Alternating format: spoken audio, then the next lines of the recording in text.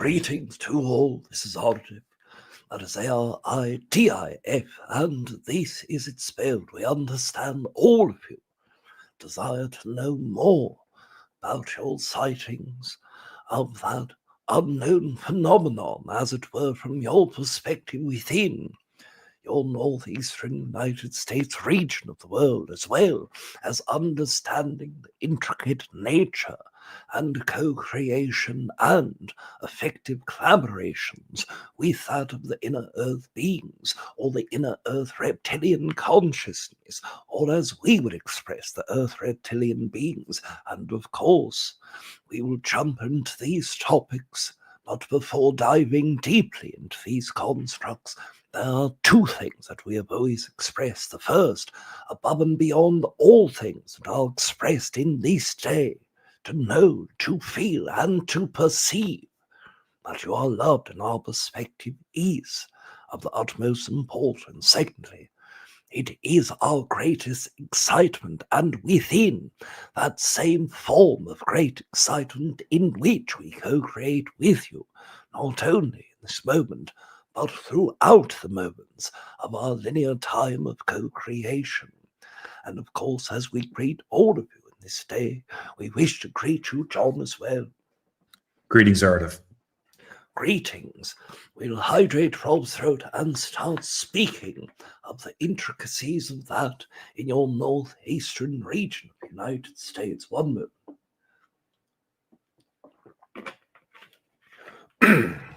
Now, first of all, understanding the nature of these lights that are being perceived, one must understand the collective reasoning behind that energy. But we will do what we do for the human collective and give you both that very earthly perspective of what you are seeing and experiencing and perceiving, and then express the definition and why and what you are creating as a collective form for this experience. And first, as you perceive the lights within your skies, all of the energies that have come to fruition, with over 98% of the images that you have perceived are human-made in expression. This means that 98% of the lights that you have perceived are either the construct of your artificial intelligence creation, or that of actual man-made technology. Now, why do we express that it is 98% in that way? Well, we express that it is 98% because 2% of the lights that have been perceived in that sky are not man-made, are created as a co-created collaboration between extra-dimensional beings and humans upon Earth.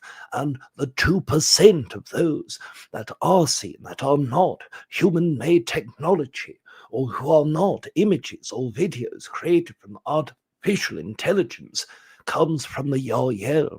And why would they occur and co-create in a human-made expression? Well, of course, this brings us to the soul reasoning. This brings us to the co-creation and consideration of what and why the Earth collective consciousness is creating this experience to start with. Now, when you are perceiving technologies that are human-made flying in the sky, some humans are within their own co-creational field as personal entities, desiring to spark the imagination of the greater collective, to feel as if they are infamous as they are co-creating. Now, of course, we do not perceive these individuals directly, but we perceive their intention in that co-creation, and with the human collective eyes upon this consciousness, of course, it further brings that energy to the surface and shows what the intention behind that collaboration means. And of course, for their perspective, they desire to be seen, they desire to stir that imagination, they desire to create these visual fields of light and where humans can attach their own understanding, discernment upon.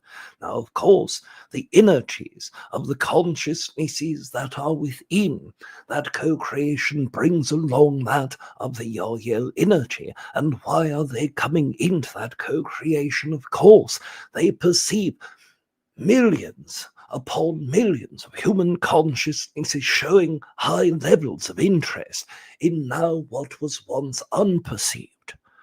As all of you understand, the most common human in your co-creation and collaboration form do not actively seek what is outside of their periphery.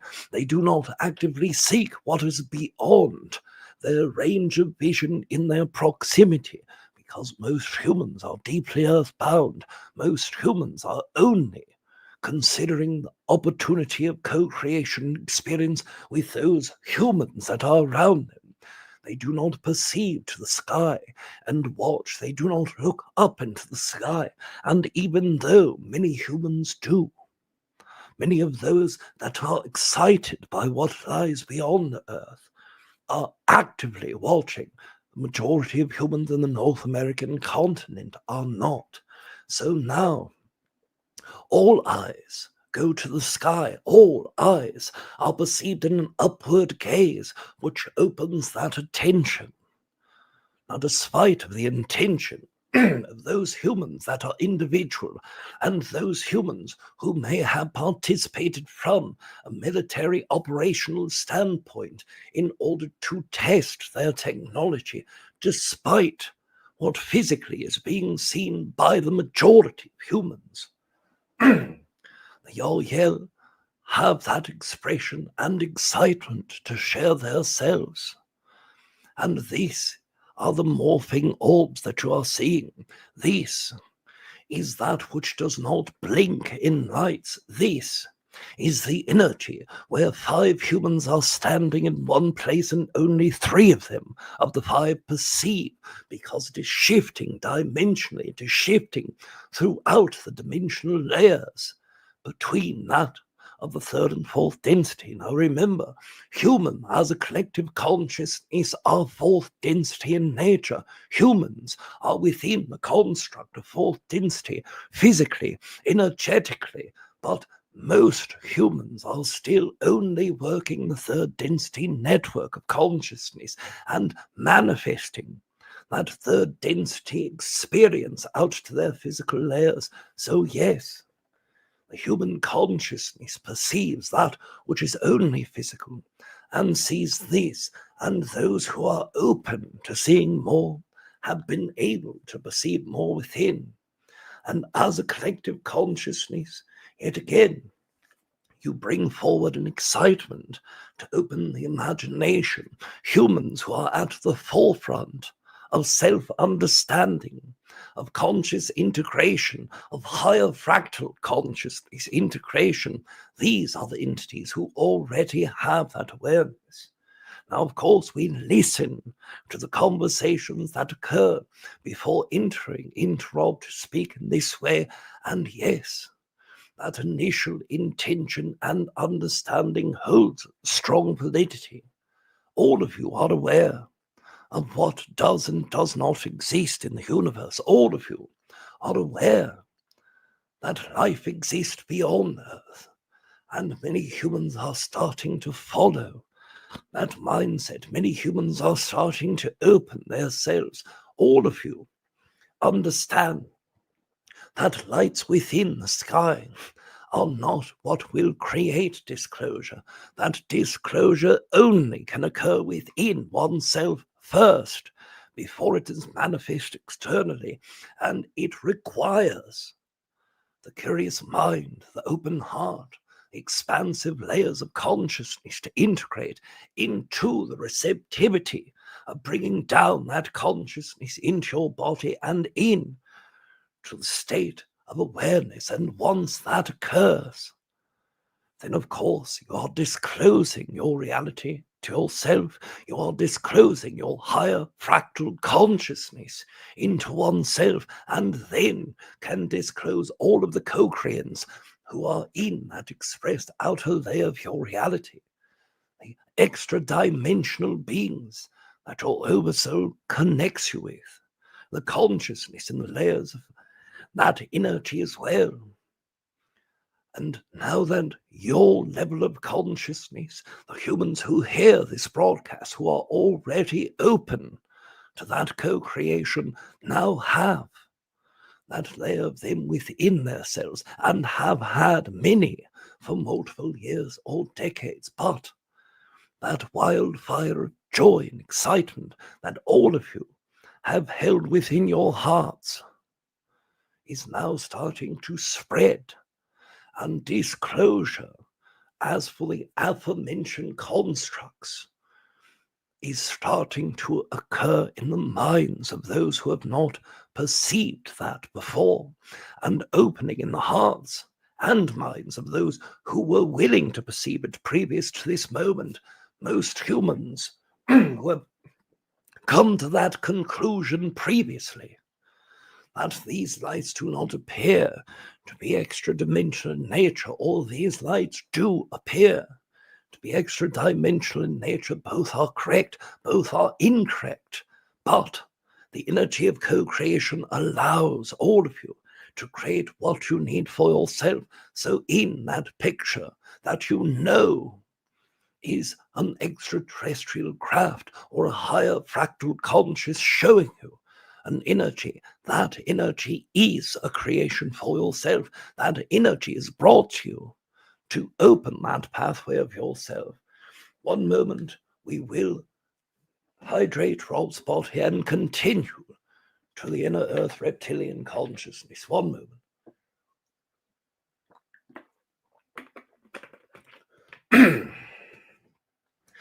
Now, as we have already spoken to the human collective in various amounts of time, continuous throughout the co-creation of Earth Reptilians, all of you understand and know, and we understand as well that Rob himself desires for a specific form of information to be shared.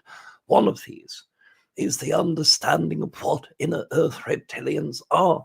The other, to those that are known as the Serta, or the beings who are physical, manifest, that have co-created with humans.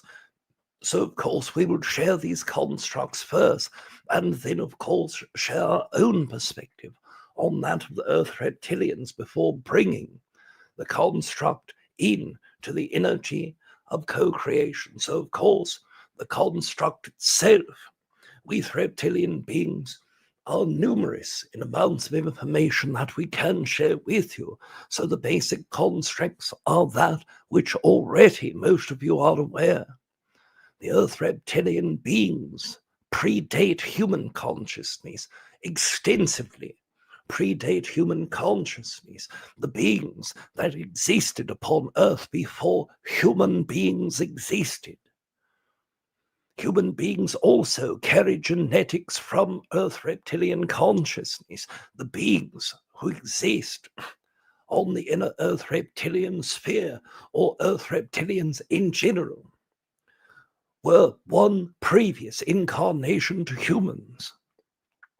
Understanding that each race that goes into third density is considered one incarnation cycle within a planetary incarnation cycle, and multiple planetary incarnation cycles within a solar system, galactic, universal, etc., going into the construct. The Earth Reptilian was one incarnation before humans, one cycle of incarnating before humans. Before these were all of the races that we have shared with you.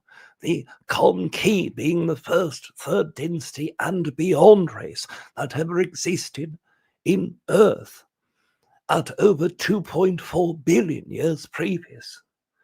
Again, leaving the Earth incarnation cycle due to the oxygenation and the percentage of oxygenation in changing when plant life began to become rapidly growing in the ocean and, of course, on land.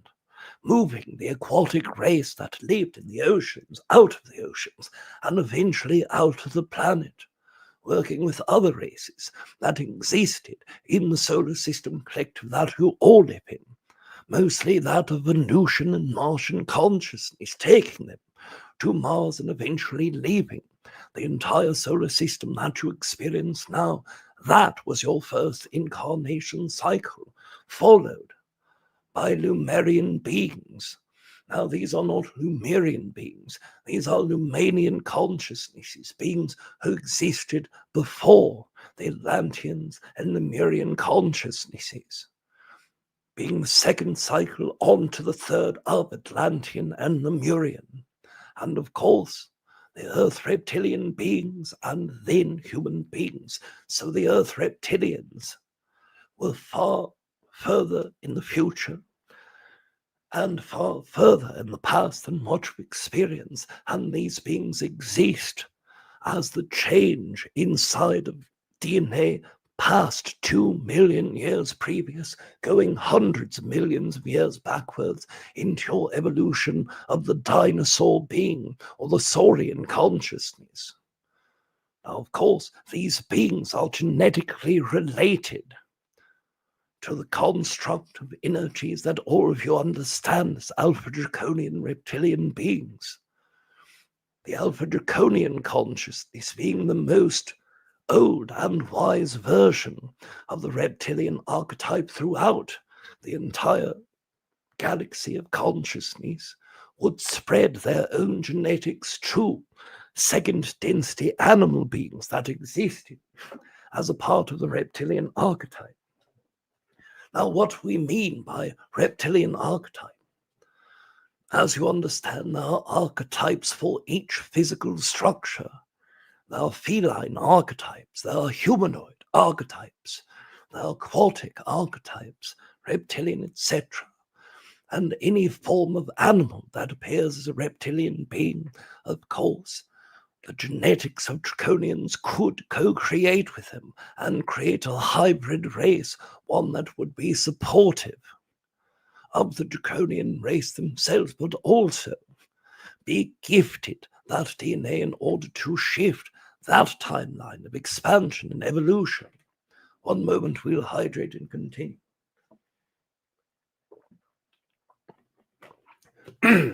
So, of course, that energy of growth and expansion for the consciousness itself allowed multiple races of reptilian hybrid beings that will hybridize between that second density animal self and draconian consciousness, allowed many different incarnations throughout the collective consciousness.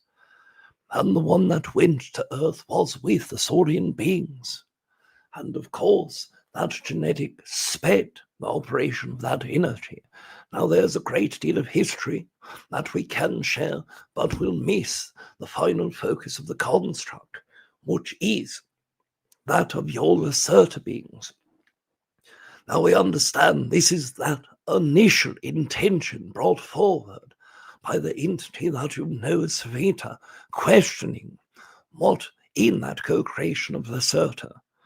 Treb Bor Yit-Ne has spoken of this as a fellow reptilian archetypal being shared his own perspective, and we perceive very similar to what Treb Bor Yit-Ne has shared with Earth Collective.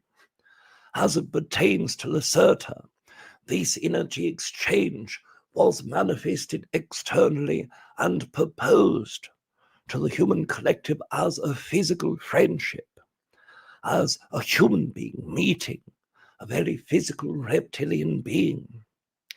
And of course, there's some level of truth to this, but the majority of communication that did occur between that human and the reptilian being that was connected to that being Lacerta, in that perpetual form of verbal name that was given and shared. This was done in a telepathic sense.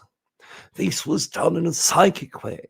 The information was received through the channel network of that human being, and after many years of working with that human being, was able to physically see the apparition of the not so fully manifested version of that being into their reality.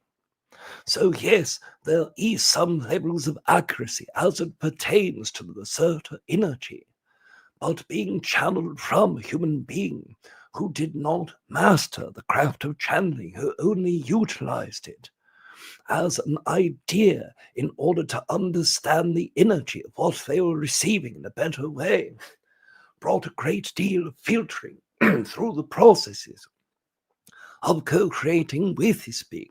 And of course, that brought many ideals from the human point perspective of trying to filter the information that was coming into a very sustainable and formatable way, which then broke down the further that this human began to invest, the greater beliefs that they held inside of their heart about the manifested energy in front of them. So, of course, this being expresses that yes, this being must eat animals and must eat humans. This perspective that humans have latched onto with their belief system does not allow them to perceive what may actually come through from that being. Now, of course, we understand the nature of this communication was something that was friendly, that was not contentious by any means. But there was always levels of fear in that human being, especially after seeing a physical manifestation of this entity several times in their own experience.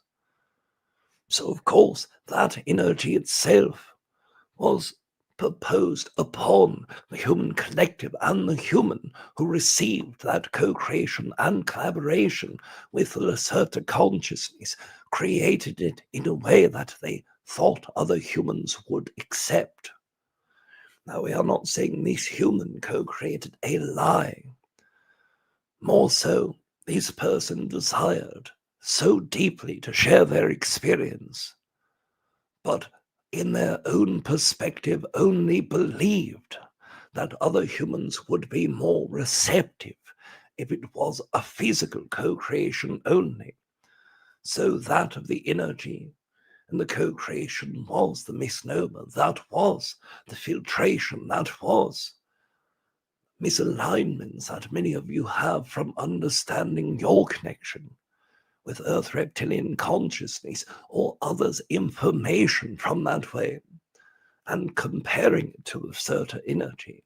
So yes, it was a true experience, but it was not in the physical sense that it was proposed to be within the human collective and desired for the human collective to receive and respect. Now, of course, we will bring forward an entity that is Earth Reptilian consciousness, and we will allow that co-creation for you.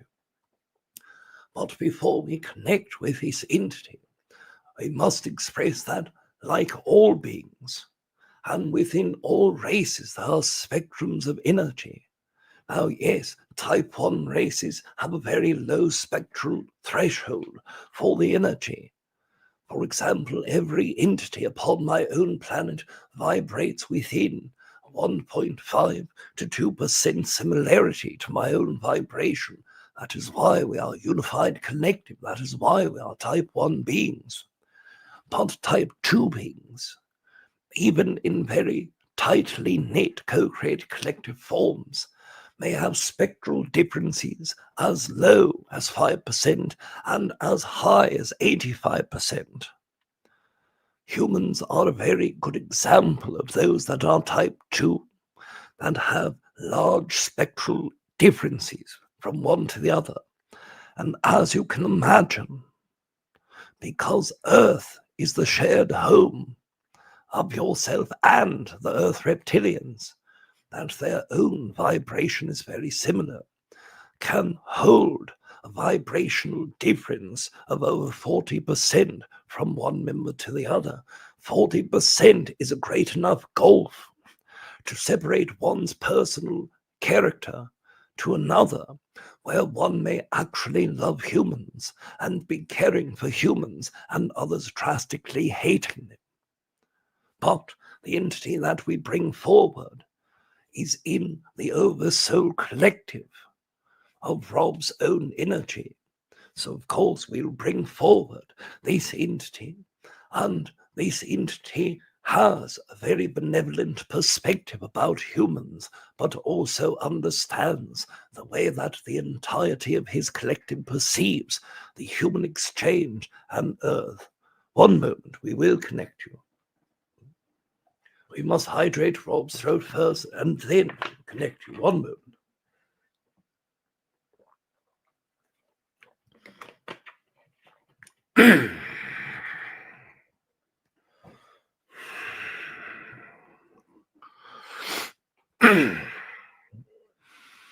I don't know what I am supposed to say. This is something I've not done before. I've spoken to a lot of different humans, but these humans I know, and these humans rarely even remember that we spoke. So what can I tell a bunch of humans who will remember everything I say without interfering with your mind or life? I suppose if you didn't want your life interfered with, you wouldn't be here. So I guess we'll go forward. My name is Kenskito, and I'm not going to attempt to give any energy to the way this being wants me. This being wants everything spelled so that you understand. The name's not important. The reason I'm here is I've seen so many human beings in the last 20 years shift their perspectives outside of what they had before. And that perspective is very frightening. Humans have always been docile and less motivated for change, and that's brought many minds in my race to be calm. Of course, if humans are bright, or if they could shift things easy, they could be more problematic. They're already difficult enough to deal with because the entire surface is filled with human beings, and now more humans are becoming more psychic. Okay, that's okay. But now, more psychic humans having shifts inside of themselves. I have seen personally with 3 humans I work with in their states while they're sleeping. Their high dimensional consciousness works with us. And these beings were completely unaware of everything. They didn't think anything happened beyond their specific life. They didn't care about anything but what they were doing. And now these beings have shifted. One of them went from a very selfish human being to someone who started caring about everyone all of a sudden, worrying about if other people are okay. It started during the time people were getting sick on Earth. And this human said, yes, I want to start caring about everyone. And now this being just goes and helps everyone. But by doing it, it taught him a lot about himself. He started looking at himself differently. That's where the shifting actually happens. You know, being afraid enough to change your behavior and then having some wisdom or knowledge come through your mind, that shifts you in one way. But when this being started seeing himself, then the shift really started happening. Now he's conscious of things he believed 2 years ago that now he knows is a lie. He was shared many things in his personal life by those around him, and he shifted his whole life to their perspective. Now he knows not to do that. Now this being says, I was lied to by other human beings. I was lied to by media. I was lied to by governments. And now I'm going to help people my way, regardless. So this being took a power that he didn't know he had and took it back. Now, this other being, she is a phenomenal human. She has always been self-motivated. She has always been strong in her presence. She has always had the strength to stand in her own self. But now she's starting to be psychic. Now she starts actually remembering those dreams, remembering the times where we're spending together. And now she's trying to call, trying to reach out to me, trying to say, hello, I want to connect with you. Why would she do that? Because she's growing. The third human is growing in a different way, much slower, much more dense in the mind, not very smart, but this being is starting to grow in a different way. This being had so many fears about himself. He always thought that he was worthless, always thought that he wasn't able to do things, always felt that his parents had harmed him in some way, and that made him unlovable. Now this being is starting to be able to have friends and to have family and to have connections with other beings. So these three humans drastically change. Why are you changing so much? Well, we knew that the change was coming. The change came to us. We all share the same house. So when the energy of the galaxy sweeps through our planet, it changes us too. We are changing. But we didn't think that you would change so quick. Most humans have no awareness that there's changes even happening. All they see is changes in circumstances around them.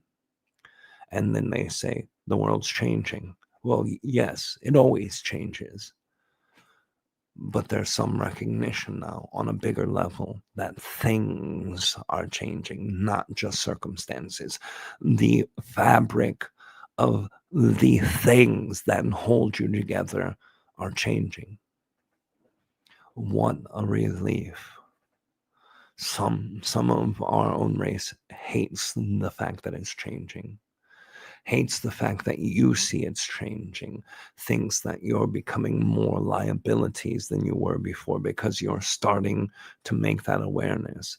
And once you do, they're worried that all the humans will start bringing in an empowerment to themselves, which will help them open their abilities. And then all of a sudden, we're able to be seen everywhere by everyone. That would not be good.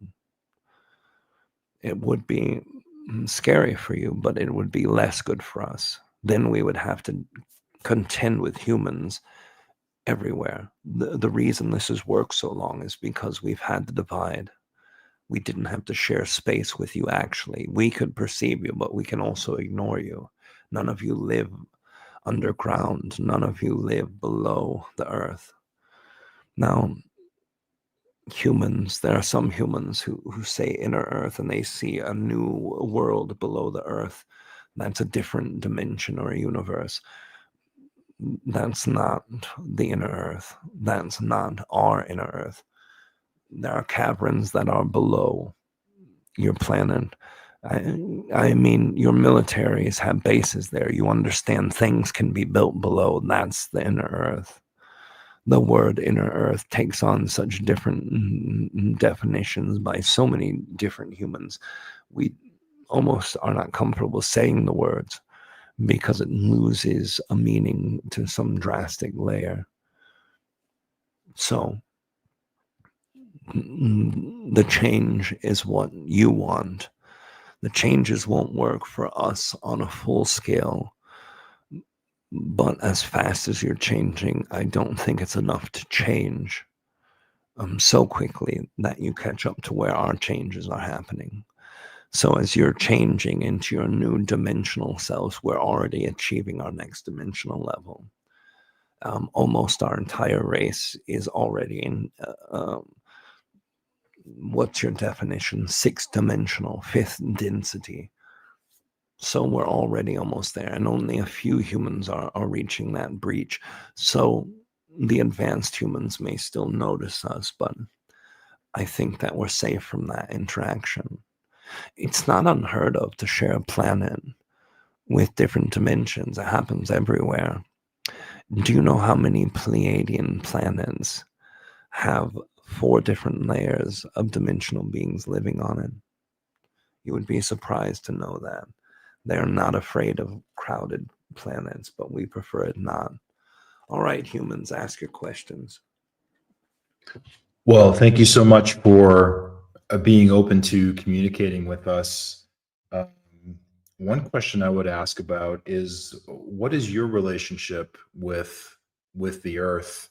Obviously, you said we are sharing the same house, and that you feel, uh, you know, these energies, any energies that move through the planet, and whether they be evolutionary or whatnot. But we'd be curious what your how you feel about Earth as your home. It's our home. We feel about our home how everyone feels about our home. This is the place we reside. This is the perfect environment for us. And we've been here longer. The only human experience that's comparable when I probe the mind of this human being is when you're an older sibling and your younger sibling comes to the house. You've been used to living with mom and dad. You've been used to living with peace. And now this screaming and pooping child comes into your household and you're stuck with it. That's how most of us saw the human experience. At first, it was more delightful. At first, there was actual compassion and connecting. And then humans allowed many of those human ETs to brainwash them, to start saying reptilians were bad, eventually angering our own progenitors enough where they said separation is a must. So no more connecting to humans, no more helping humans with their own growing, because even humans have the genetic of the draconians, and they don't like that. They like it much less than the fact that we tried to help you grow. There's too much influence from other races to effectively be on the same level of communication with each other. Too many of these Pleiadian beings and Syrian beings, and even some Arcturian beings, they come in and they tell you other things that make us look bad, that make us the bad guys, when all we've ever done is lived on this planet and try to help humans early on.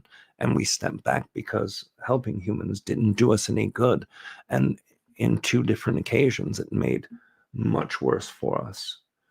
The human evolution didn't happen for the first big annihilation of our race. That happened.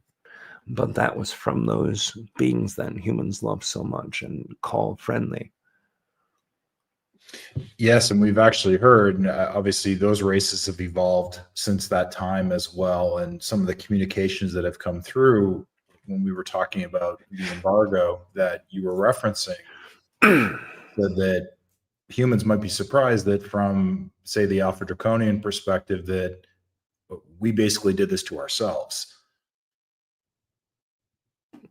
In what way? Well, in I the don't sense understand the description. that we weren't on some prison planet, that it was our own choices and consciousness that cut us off from that we restricted ourselves. Yeah, potato and potato, the two different perspectives are just different ways to see it. Humans willingly did nothing. Their minds were not evolved enough to consciously make actions, but yes, all souls do things. All souls create something at some level.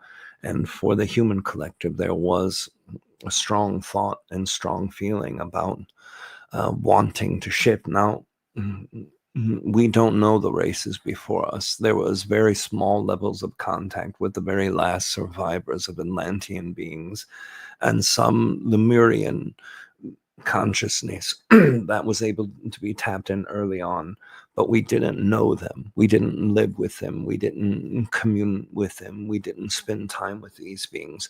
But these were humanoid beings, and they were good beings. They never judged us. They never tried to harm us, and the energy there was a welcoming one.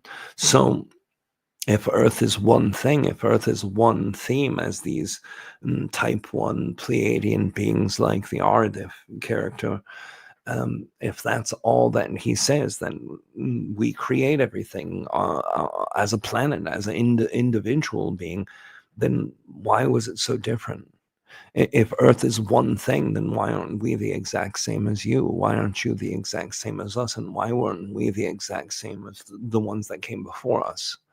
Because there's different things happening in our races. And yes, all of the consequences of actions do compile, and all of the consequences of behaviors compile. Is that the soul's wanting something? Maybe. But from the most physical perspectives that we have, the things that happened to humans happen outside of humanity. These races gave you their DNA. They treated you a certain way. They brainwashed you into certain thinking. And when we tried to reverse it, we were also attacked for that. And then finally, our progenitors step in and say no more of attacking our main children for our bastard children. And that was that. Thank you. You talked about fear in the humans that you've worked with. May I ask how you choose or why you choose to work with certain humans? And as a follow-up to that, we obviously have a great deal of reptilian DNA, and what you said that some of us feel uncomfortable with. Would you have any suggestions on how we can, because we do have such a spectrum of DNA, how we might go about accepting those parts of ourselves? So first, the reason we work with certain human beings is that we're connected to them, because we're on Earth, because the souls connect in a certain way. We're just naturally drawn to certain human beings. This human being, the one that I'm communicating through right now, there's a lot of us who know him and are aware of him that are in this lineage of souls. And as you describe it, a soul group or soul cluster. And we know about him and we're aware of him. And the only reason we know is because he's connected to so many different beings that are effectively perceived through that dimension shift. So this being brought some attention to us, but naturally we're just pulled towards the humans that are in our location, that are within that family. So the specific area that I'm in right now is the southern American continent area, north of the western portion of Chile, and the area about 300 kilometers radius. Those are the beings that I feel the most, the ones that are connected to my soul. Those are the ones that we connect to. And some stronger pull comes to the beings who are more actively searching, like this human. I've not worked with this human before, but I've perceived him before, and I've known about him before. And some of the beings that his human counterparts work with are beings that we know and have connection and communication with. So there is a circle of beings who are aware, a dynamic, a family. I believe you would call them family units or pod units, and these are extensive, and that's how we choose. So the energy with humans is randomized, but field only to the attraction. And what is the second part of your question? The question was coming to self-acceptance and peace with the various aspects of ourselves, if you had any recommendation, and especially with the reptilian and DNA that we share. I don't know, that might be too direct a statement. I don't know that we share the same, but humans certainly have a fair amount of reptilian DNA, which many are at odds with.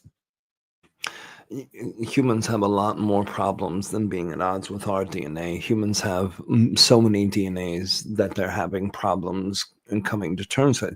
And there are so many types of humans. That's why some of the humans that we have connected with are very connected to their reptilian side. That's why the communication's able to happen.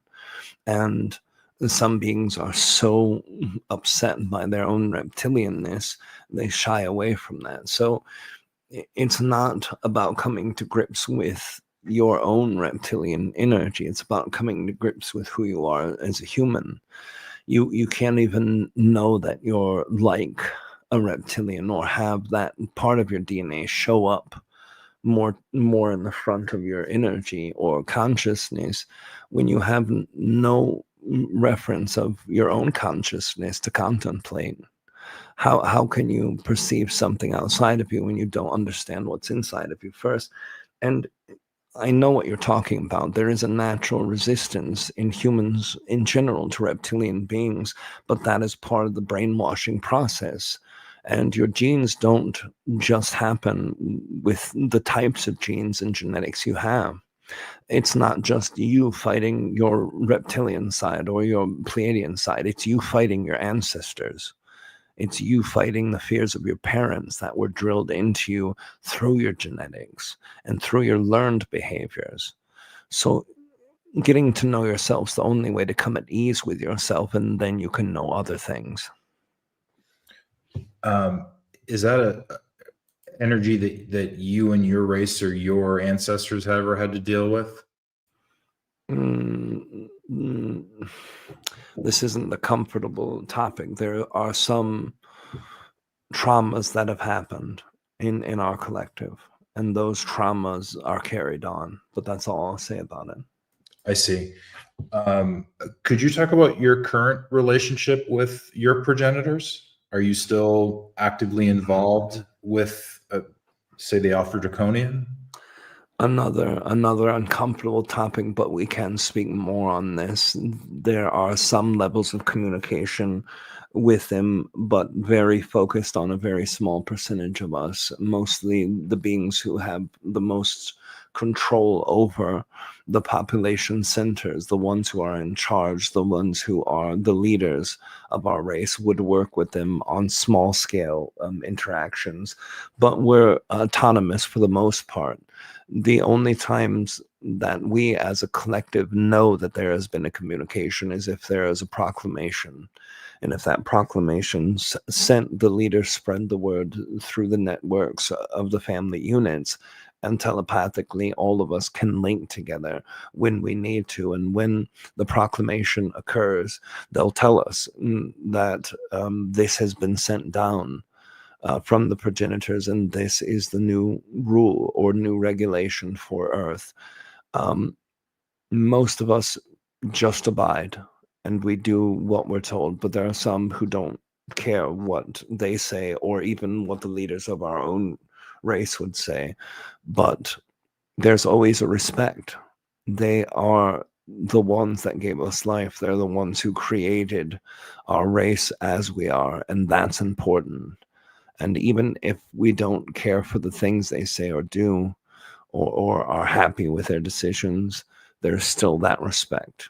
And they will never be attacked energetically by our thoughts or by our emotions, because even if we don't care for their processes or their thoughts or their demands, there's still a great feeling of connection from our hearts to theirs. Thank you for sharing that.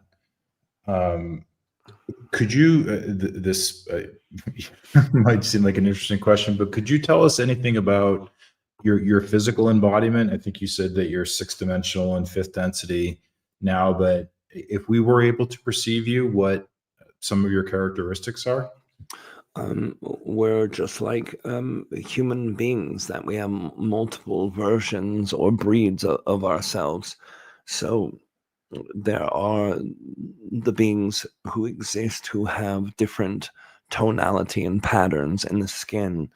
All of us are between the heights of near 7 foot to over 9 foot, and there's a spectrum depending on what classification that we are. There's many who have dark brown and green skin mixtures. There's also those that have orange and black mixtures, and those who have brown and orange mixtures and brown and red mixtures and green and brown and green and red and green and orange. Most of the tones of earth, specifically from your soils, the different minerals that you find inside of the earth's ground, this would be the coloration of our skin. Remember also that our other progenitors were not progenitors in the sense that they gave themselves to us in a mental state, but they did give DNA, and it wasn't just from one type of dinosaur being, it was from multiple versions. So there are differences in the facial structures and the head structures. My personal physical appearance is 7.2 feet and a brown and green skin tonation, with green being the larger percentage of over 75%, and the brown is mixture in patterns that go up and down the inner arms, the side areas of the torso, the undercarriage area below the navel region for the human, and also on top and below the tail. Also, some small smidge of patterns upon the feet. And most of us have orange, green, blue, or light orange eyes. Thank you so much. Is there an average lifespan for your race? It is different between the different versions. It can be as low as 270 and as high as 650 years. I see. Part of the collective who's here participating tonight had some questions which I would like to ask. There have been some, I don't know if you would call them rumors about holographic technology that you have, and that some of you have chosen to use that technology to, interact with humans on the surface of the planet. Is that true? No, there's no need for that type of technology. There are beings who have used that technology with humans before, but it's not a reoccurring thing. Many of the beings that use the technology holographically are beings who are either gray or reptilian hybrids who would come to Earth to participate in what we see as feudal experiences. There may be some upper level of our race that work with intelligence to humans that they don't share with us that may involve that. But most of us are simply masking ourselves in two different ways. The first, by not being in your dimension, we bring that energy high enough where you can't see us. And for the psychically sensitive, we can project a variance into your own mind that gives you a visual aspect of what we want ourselves to appear like, and not what you appear us like in your own mind. So yes, the technology exists, and yes, we have access to technology that's even better than that, but we don't need to use that. There's also so many humans who believe that the reptilian beings are so interactive with their government systems. There are some humans who hold larger levels of power that have communication with the highest levels of our race, but it's a very small number. And most of the times, it's irrelevant. Your governments work through corruptions from systems that they learned from our systems. Imagine this. You're given a planet to reside on. That planet is your home where you grew up as an animal being, and then a new race comes along. One of the great gifts that were given by the progenitors is a system of manipulation. Humans had that system given to them after humans broke contact with us in a vigilant and respectful way. And it was only done from a small amount of the beings from our race to a small amount of humans. But those humans learned that, and they've been passing that torch to their own families for a long time. We haven't had to participate in any human behavior for a long period of time directly. Humans are doing good enough on their own, destroying themselves. And you talked about Well, two things. May I ask, how were you able to move through this dimensional shift so rapidly? I think you said most of your race has moved into sixth dimension and fifth density. Yes, it's natural. We're already evolved. We already work as a unit of consciousness cohesively. We already have the sense and awareness of when the shift was happening. Our progenitors gave us this time scale a long time ago. And also, we're collectively unified in our perspective of being reptilian and existing that way. It's not being unified in the thoughts or beliefs. It's all of us saying, yes, we are the reptilian beings from Earth, and yes, we are collected and connected and a collective, and that's all that's required for us to move through so quickly. We also spent an entire cycle from the fourth density to the fifth density where we were able to evolve and know what we were heading into, and it was very easy. The being who's connecting us says that there's a time that remains one or two questions before he has to disconnect this human. Sure. Could you share your perspective on disclosure and obviously this embargo having been lifted from the planet, and from the human perspective, the potential for open contact, what your perspective on that is and how that might impact you? Yes, the disclosure for humans is inevitable. It will happen. Embargo is a way to explain that, but it was more strict guidelines that most beings didn't want to listen to. That's why activity stopped on Earth for many thousands of years in a blatant, clear, plain, and transparent way. And it's coming back to that, and to some level as humans evolve, but most races don't want to break humans. And that's what most races see you as: a frail, um, unintelligent emotionally, unintelligent mentally, and not ready for a shift that big in your paradigms. Humans themselves have the capacity to learn quickly and grow quickly, and all of us see that and know it. And there's no denying that humans are very flexible when it comes to their learning patterns. But it doesn't seem inevitable in a near time. There are some beings who are pushing for it, and these beings have been around Earth for hundreds of years working with humans. The gray beings wanted your genetics badly. Their race would have perished without it, so they continued doing the hybridized programs after our progenitors helped bring them to a place where they could have that. So they are persistent about communicating with humans. That's why you're always hearing these beings' names come to your ears. The Sasani, Sisani, the Yael, Gael. These beings all are working to try to communicate with humans, but they also know that they cannot break you, that would be bad for them and would be bad for you if they break you. So they are working strongly, trying to create a 3-year span or less to communicate with you. But all of us don't see that happening. We don't think humans can be that receptive. Right now, you're being tested on many fronts with the energy of seeing things and using your discernment. But humans' discernment is not very good sometimes.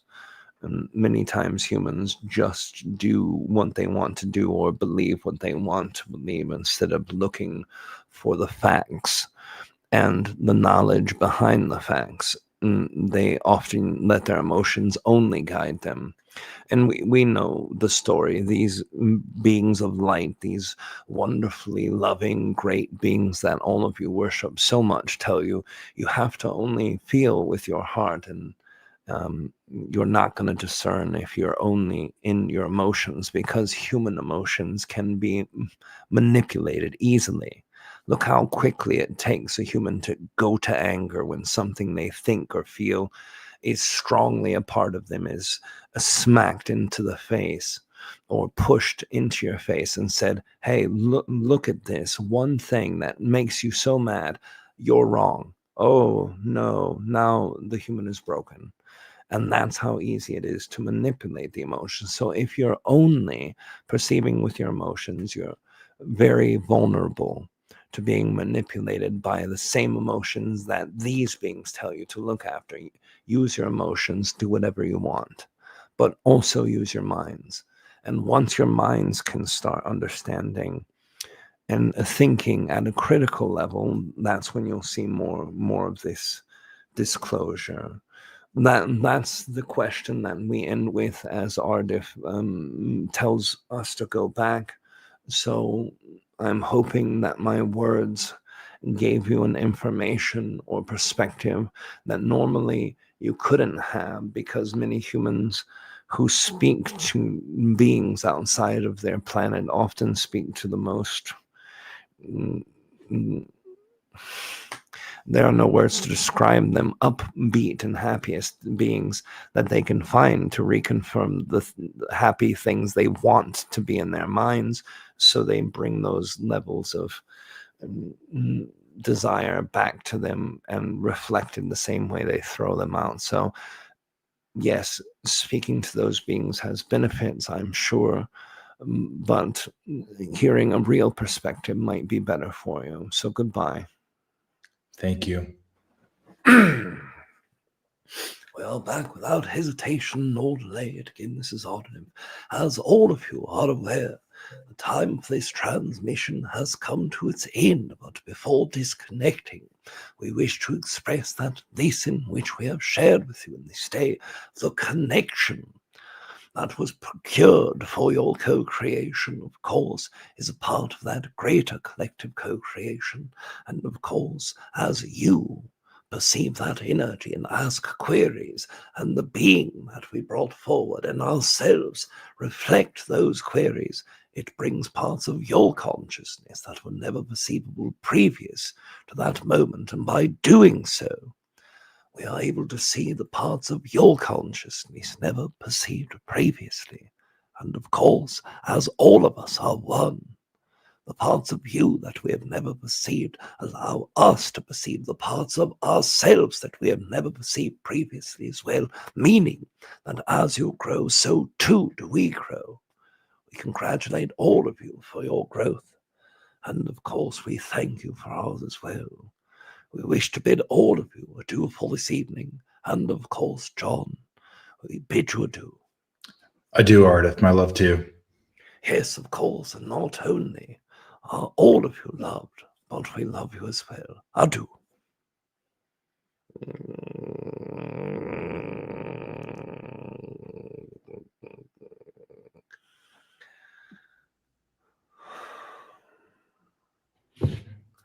All right, how'd everything go? That was a very direct conversation, Rob. Who would have thought reptilian beings being That's right. Oh, Yeah. I saw when I popped my eyes open, there were 70 some people here at the live stream, which is awesome. I hope you guys had a good time. I don't know who's all in the chat, but I really hope that all of you guys are doing well. I want to thank you guys from Patreon. I'm going to take a drink real quick. My throat's really hit. I want to thank all of you guys who are here from Patreon tonight, who agreed to share this out with everyone and who wanted to share that energy with everybody in the collective. I can't wait to listen back and hear what's going on with the whatchamacallits and hear what Treb Aridif or reptilian beings had to say about that, and also just the conversation in general. But I'm glad you guys were here for it. Thank you, brother, too, for jumping in tonight and asking the stuff that needed to be asked. And yeah, we'll see you guys, all of you from Patreon, the 23rd, the day before Christmas Eve. we're doing our Q&A for the Patreon.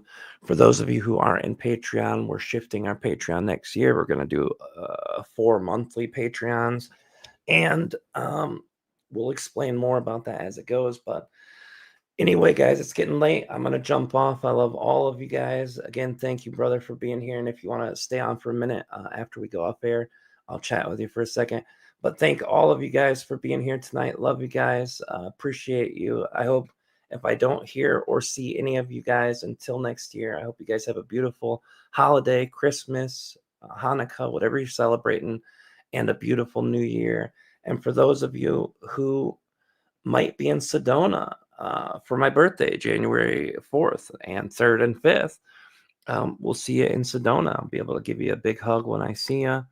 And for those of you who are interested in the channel panel, you can go there and check out. We got live stream available if you can't make it to Sedona. But I'll see all of you guys one place or another, guaranteed. I'll see you somewhere sometime. I love you guys. Have a beautiful night. Thanks again. And thank you again, brother, for jumping in tonight. My delight. Thank you, Rob. Oh, absolutely, brother. All right, everybody. Have a great night. I love you guys. And we'll see you either on the 23rd for our Patreon people, or we'll see you next year for all of you. Love you guys. Have a great night. Bye.